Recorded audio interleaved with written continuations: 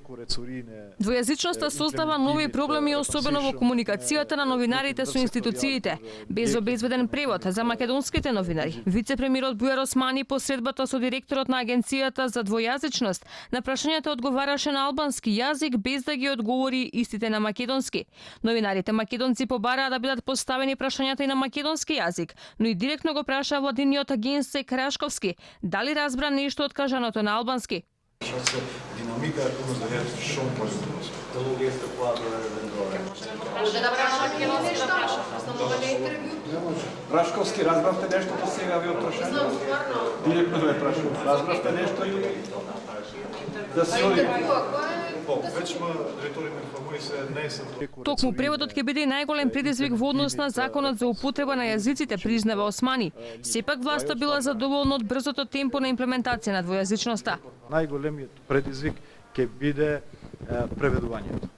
Бидејќи сепак имаме институции со големи количини на преводи кои што ќе треба на дневна основа и тоа треба да бидат според највисоките стандарди, бидејќи истите документи имаат легална важност. Не само Османи, и првиот човек на Агенцијата за двојазичност одвај се обрати на македонски по барање на новинарите. Без конкретни информации вели дека по формирањето на целиот состав на агенцијата ќе споделат што ќе работат.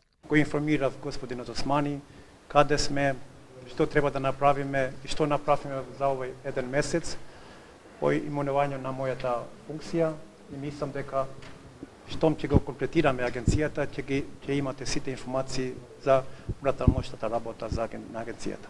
Новите кадровски решенија кои треба да станат дел од новоформираната агенција ќе биле досегашен кадар на генералниот секретаријат на владата. Законот за двојазичност кој влезе во сила без подпис на председателот Иванов, досега веќе неколку пати предизвика проблеми во комуникацијата. Токму двојазичноста им даде одврзани раце на функционерите албанци во институциите, па наместо и на македонски, изјавите за медиумите ги говорат само на албански јазик. Не, ту преведете, не е фер, инаку ќе ја напуштам пресконференција. Ве предупредувам. Да нема лутење. Го спомнувате Велес, ја спомнувате гимназијата, не знам што прашувате, не знам што одговара министерот, не е во ред.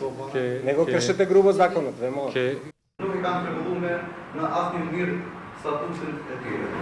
Нема да го будете на македонски? Не го кажете. Онле е çka keni? Мало недоразбирање, требаше малце подоцна да започнеме со пресконференцијата.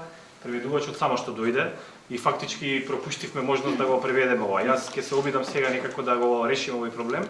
На голем дел од институциите веќе се поставени и двојазични табли.